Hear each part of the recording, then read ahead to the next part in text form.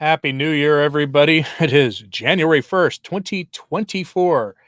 And for some reason, I was feeling uncharacteristically optimistic this morning when I got up because I actually just went to bed at my normal time and got up at my normal time. I know many of you have been burning the midnight oil in celebration of the day, and that is completely fine. Remember to go to mass today, please. We have some interesting news on the on that big story about the statue of St. Peter in Buenos Aires. And I'm just going to jump right into it. So, Happy New Year, everybody. And I will be particularly checking the chat here because some of the reporting that came out initially was wrong, but wrong in a way that actually makes the story even more interesting. So, let's go into this. December 17th, 2023. Lightning strikes the statue of St. Peter near Buenos Aires, Argentina. December 17th was Francis's 87th birthday. It was also the day that Francis and Cardinal Fernandez, according to all the publicly available documents from the Vatican, met to discuss the release of Francis's infernal declaration, the blessing of James Martin Parings, which is opening the door for the church to accept a sin that Scripture says cries out to heaven for justice or vengeance, depending on the translation of the Bible you're used to. The language in Scripture and the teaching from the fathers of the church and from the actual magisterium of the church has always been unequivocal. It's only been in recent years that the church and the more, let's be honest, with the men in positions of power in the church began to kind of hem and haw about the sin in question because the world was suddenly moving towards accepting the sin. In fact, a bit of fun note of history here, it's an odd coincidence of timing that was probably not a coincidence at all, that the sin was being in question was being made acceptable by the secular world right at the time that the church had lost its moral authority in the eyes of the world due to the evils of Ted McCarrick and priests like him back in the early 2000s. And that's not a coincidence at all. That sin was being made acceptable by the secular world right at the same time that the church lost its moral authority. With the help of the hierarchy that was busy sweeping away the sins of those priests out of the public eye. That's not a coincidence. That all happened at the same time historically. Okay. Now, the church appears to the world to be catching up, so to speak, due to the rather clear contents of Francis's new diabolical document, as well as the things that he had said previously in the work of people like Pastor Jimmy Martin of the Jesuit Church.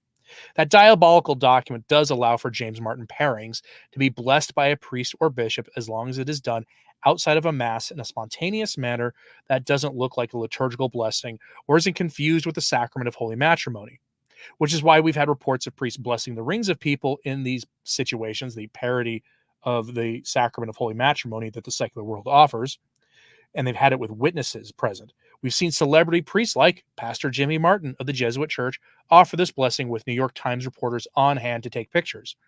The church appears to be catching up, and the world is smiling in approval. But God does not approve of this, obviously. As of the time of this live stream, 93,000 of you here on this channel and 282,000 of you at Taylor Marshall's channel and tens of thousands of you over at Tim Gordon's channel and a few others watched our respective reports about lightning striking a statue of St. Peter on December 17th. These pictures, the pictures involved went around the internet a few days later. And some asked why it took until after Christmas for the reports to get out. It was because literally only one news outlet, a blog run, I think, by an Argentinian who lived near the parish, reported on it. Literally only one outlet. It took a few days for that report to begin circulating. People tried to say that it was fake because the before and after images were taken at different heights because they were taken at different times by different people. That's just how it's going to happen. Some even tried to say that there was no storm in the area that could have done this. We now have a report from Michael Hitchborn that shows the event actually did happen. It's not really a report so much as that he posted some new pictures on his Facebook account. I'm not going to show the pictures from his Facebook. You'll get a hint a little bit there. I actually took some extra time to put them into like something that you can really get a good picture of them during this live stream, which I don't usually do. But here's what he actually said in his post. Let's just bring his post up because this is frankly really important. All right. So there you see, you get a picture. That's a different picture of it. But here's Michael Hitchborn from the Lepanto Institute. We all know the work he's done for the church. He says, some people are questioning the veracity of the claims that a statue of St. Peter in Argentina was struck by lightning on December 17th, pulverizing the halo, key, and blessing hand. The Lepanto Institute sent someone to the location to take pictures and confirm the events. The December 17th lightning strike is confirmed, and here are additional pictures of the statue. Note, lightning struck the statue despite there being lightning rods some 30 to 40 feet above it, second and third picture.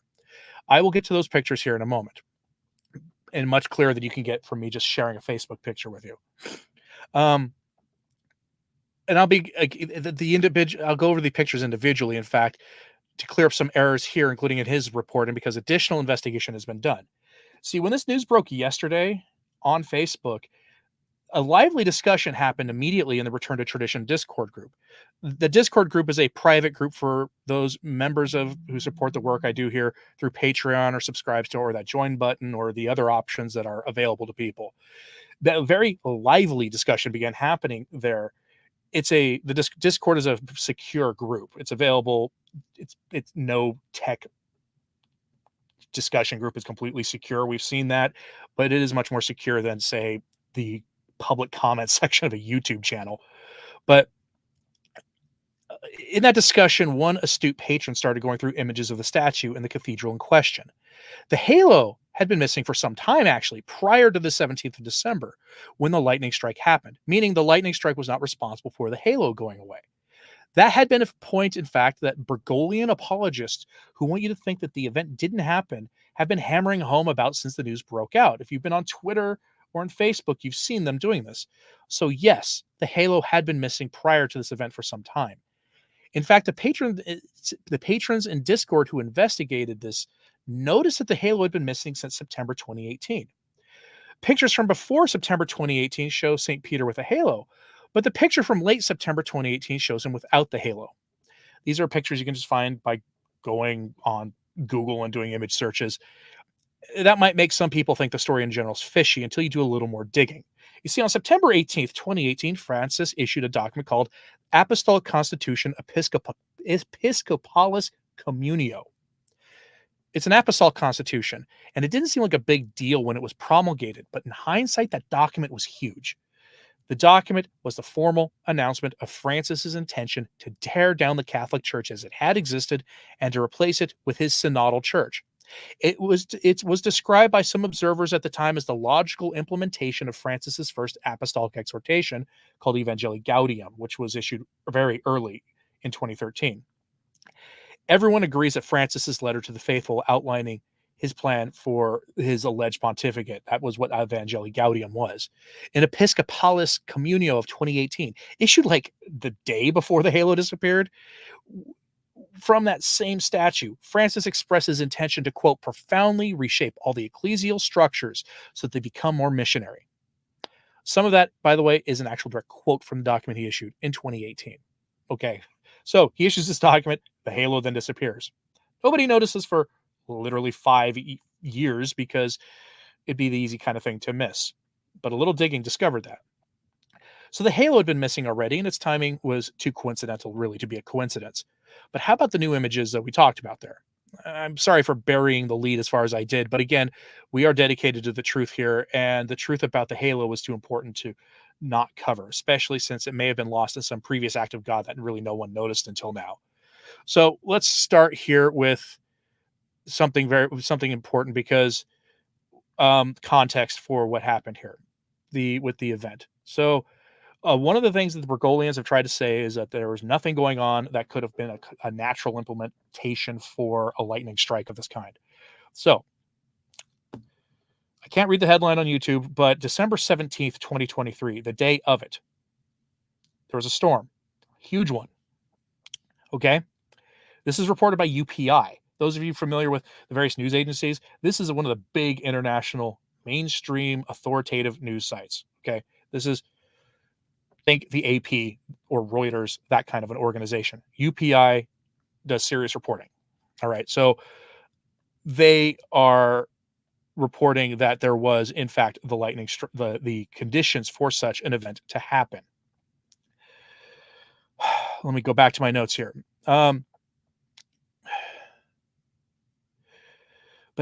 So it was a historic storm that hit, in fact, so historic that it wreaked a lot of havoc, to put it mildly.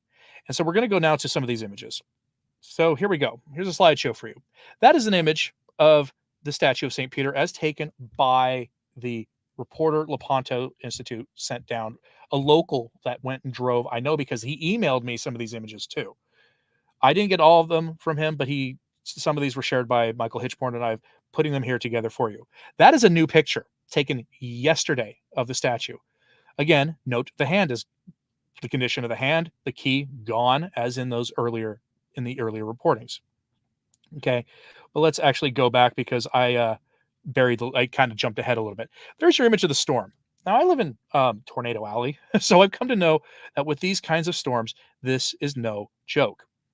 That is the weather event that came to the Buenos Aires area. Um, trying to get back to my notes here. I don't like to do um, scripted live streams because it's easy for once you break away from your script to lose the plot like here it is. But it did wreak havoc. And so that's the storm path. And again, living in Tornado Alley, I've come to understand storms that look like this are serious business, as they were that night in Argentina. The news reports of that event are there for anyone who cares to take even a brief look at the event. I found this stuff by just using Google. Okay. I mean, the storm left widespread water damage. But then you have this next image. Okay. This next image, that's a picture of a tornado from the area. Okay. This was a historic weather event that happened in Buenos Aires. Nothing to sneeze at. It came from near the affected area, and it should dispel any ideas that this was a minor weather event. According to the local I spoke with via email, tornadoes are pretty rare in that area, which is why this image is so important here. This next one is actually of the building that the statue is on. You don't see the statue in this image, but you'll note that there are lightning rods going into the sky here. These are the lightning rods Michael Hitchborn referenced. Lightning rods have a single purpose, okay? To prevent damage to property in a storm from lightning strikes by providing a grounded target for the lightning to generally harmlessly hit. And for whatever reason, the lightning rods didn't do their job that day, and instead lightning struck this statue of St. Peter. It's, again, I showed you this picture already, but we're bringing this back here. That was a statue that was damaged. It's a different picture than you've seen before. Again, the hand of the statue is clearly gone. Not only is that the key missing, but the hand we're used to associating with the teaching authority in sacred art is missing. It's just gone. No other real damage to the statue either. It's almost as if it symbolically, the papacy itself is fine. The office is fine. Peter still has authority as an office, but this particular teacher has no authority anymore. That was kind of the gut feeling I had looking at this statue in context. So I'm going to leave the image on the screen so you can really take that in, because this is, again, a new image. A minor correction here. The local I spoke with said that most of the North American YouTubers who spoke about this said that this was in Bergoglio's old diocese, and it wasn't. And this has become where it gets even more important in a symbolic way. It happened in a neighboring diocese, what we call a suffragan diocese to Buenos Aires. If you're not familiar with the term of a suffragan diocese, they are those dioceses that are small neighboring dioceses to the larger nearby archdioceses. And the archbishops of those archdioceses also have authority over them, but just not in the same way. The local ordinary has to answer to the archbishop on certain questions. Sound familiar? Think of every diocese in the world as essentially a suffragan diocese to the Bishop of Rome. Virtually all smaller dioceses are suffragan dioceses to the big neighboring archdiocese. It's a complicated canonical topic for a different time, but this was in a neighboring diocese. This still happened on the night of his birthday, on the day that he authorized Fernandez to issue the document the next day, in an area that he did have authority over at one point in history as the ordinary of the archdiocese, as a cardinal archbishop of the Archdiocese of Buenos Aires, even if that was in a neighboring smaller diocese, because of how suffragan dioceses work. Again, mentioning it because the truth matters here. Which is why I'm going to say something here. We've seen something odd happen in the aftermath of all this on social media. It was happening mostly on Twitter. Anonymous accounts have suddenly appeared authoritatively declaring that the event didn't even happen. They've clung to the halo issue as proof, which is why I actually led with that.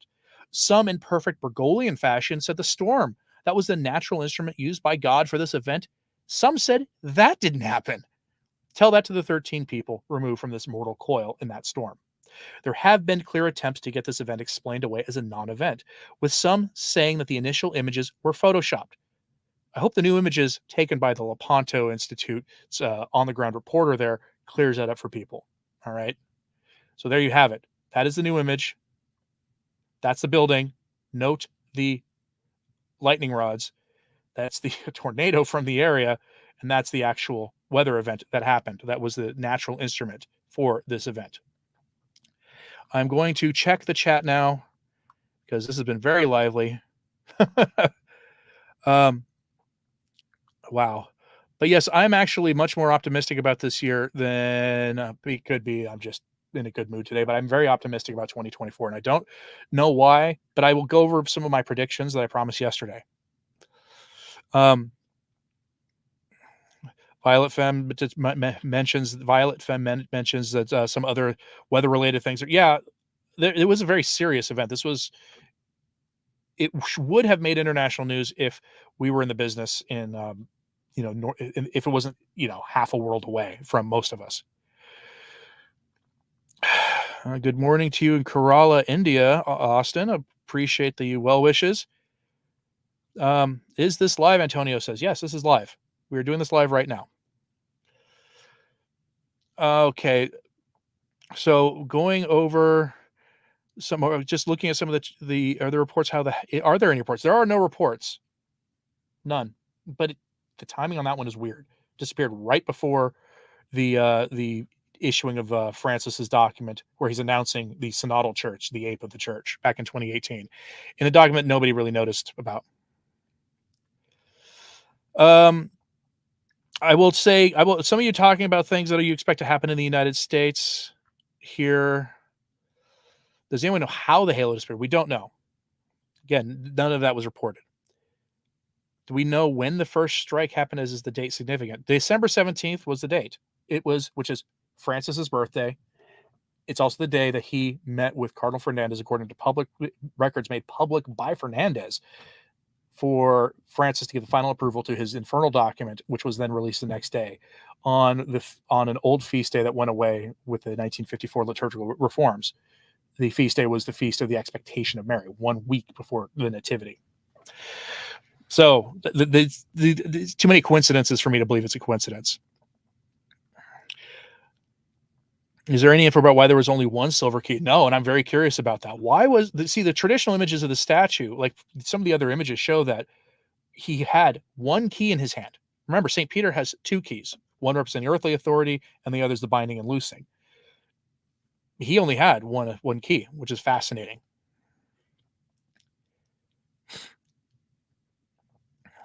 Yeah, the loss of the keys in the blessing hand is sending strong messages from God. I totally agree.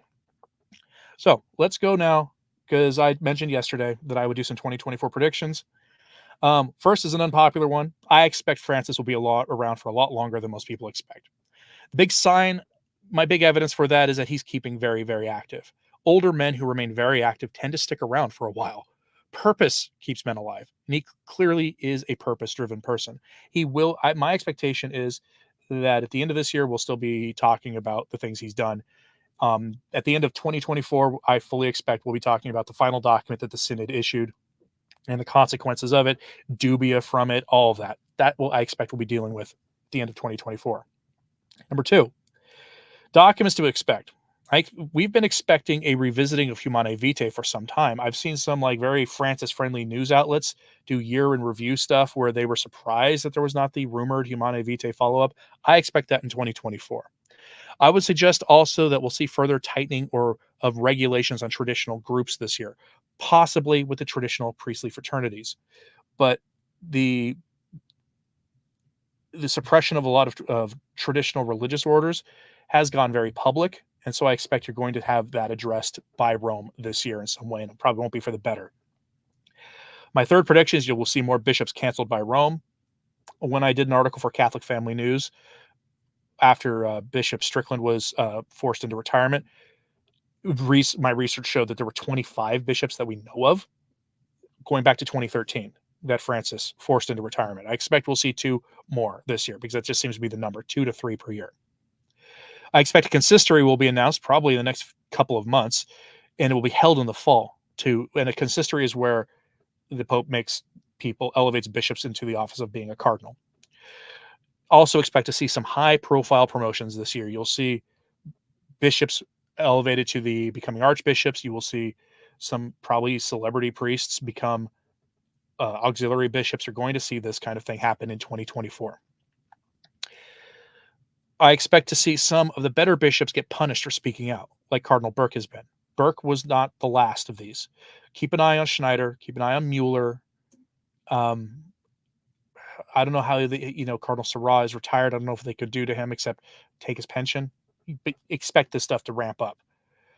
The case of Father Rupnik, his case will close this year, and I don't think anything is going to happen to him. He has way too much dirt on the hierarchy, and he's clearly being protected. After all, he was reincarnated into a diocese in Slovenia,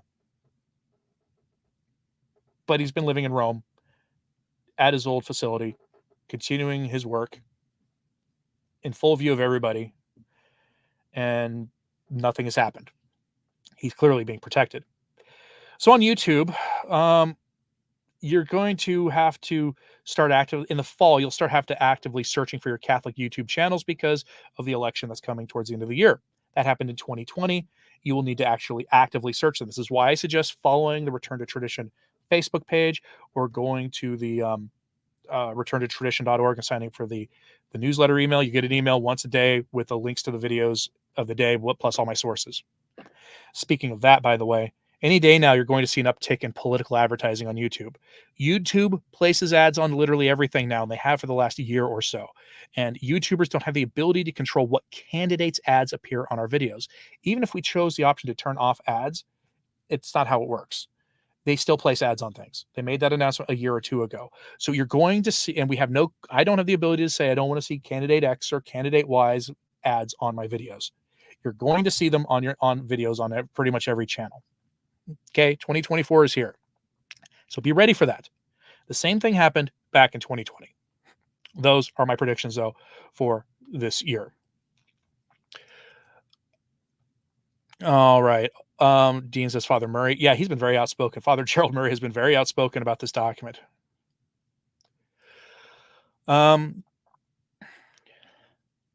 Jay Hardy says he bets at the next synod, the final meeting of the synod, we will see the deaconettes issue. Yeah, and they won't call them deaconess. They'll probably call them deaconesses, and they won't make them ordained, but it'll be the door cracked open for them, because everybody who advocates for the reinstitution of the deaconess fails to mention that the deaconess never went away. A deaconess is what we call a nun today. They never went away. So I don't know what it is they're doing here. They're doing something very novel. God gives us signs. Remember St. Wilhelmina. Yep, that is true. Why can't they remove Francis? Because there is no mechanism for it. No formal mechanism. There's been people have theorized about mechanisms, but there is no mechanism for it that's ever been tried. Okay. There are more to the keys as well, right? Eastern and Western churches. You forgot the full story of the relic. I mean, yeah, there are. It's somebody could do a 2-hour live stream probably on what the keys of St. Peter actually are more than what I just said offhandedly. Yes, it is the blessing hand. Remember, that is his right hand on the screen. Damian Keller says that he at the where he lives there's a statue where he only has one key. That's interesting. Wonder if there's something when that trend started. When was the Vatican struck by lightning? That was the day that you're referencing, the day that Benedict XVI announced his resignation.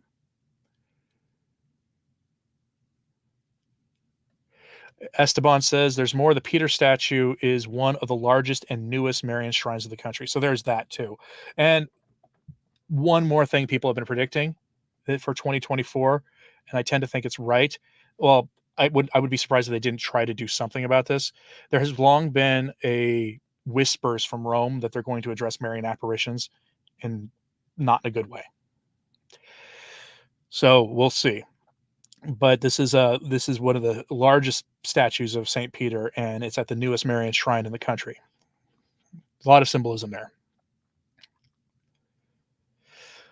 All right.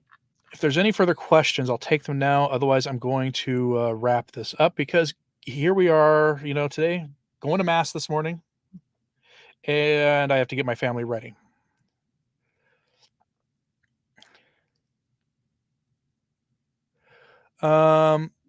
Deborah, yes, that report you're referring to was buried in the Vatican archives and then disappeared, reportedly, once Francis was in. All right, folks. Yeah, somebody does mention, yeah, TP Joseph says he has YouTube Premium, no ads. I have YouTube Premium. I haven't actually seen a YouTube ad in a very long time, at least not on my main account. It does cost something, but it's not free. But you never see an ad anymore if you have YouTube Premium, and the YouTubers get treated as if you did watch ads, and they get treated that way at a slightly better pay rate. Everybody wins with it. It's also one of the more pricier streaming services you can get, but YouTube is the biggest streaming service in the world, and that's why all the politicians flood this place with ads during election season. Bradley, what will happen is Francis paving the way for the man of perdition. That depends if people predict that he is like, the man of sin's prophet. Well, I don't know about that. We will find out. I noticed that Akita is in. Yeah, I've seen people say that. I haven't dug too deeply into it though. But anyway, since today is a big feast day, should we expect any announcements from Rome? I would look to see what Francis says in his address today, because he'll give some kind of address. That's what I would look for. See there. Well, I appreciate it, Tony. I spent too much time reading news, and I've spent a lot of time reading this stuff, just stuff about the church. All right. Thank you, folks. And I greatly appreciate you tuning in today and your support in the past year. And just stick around with us as these stories continue to develop. As always, pray for the church. I'm Anthony Stine. Ave Maria.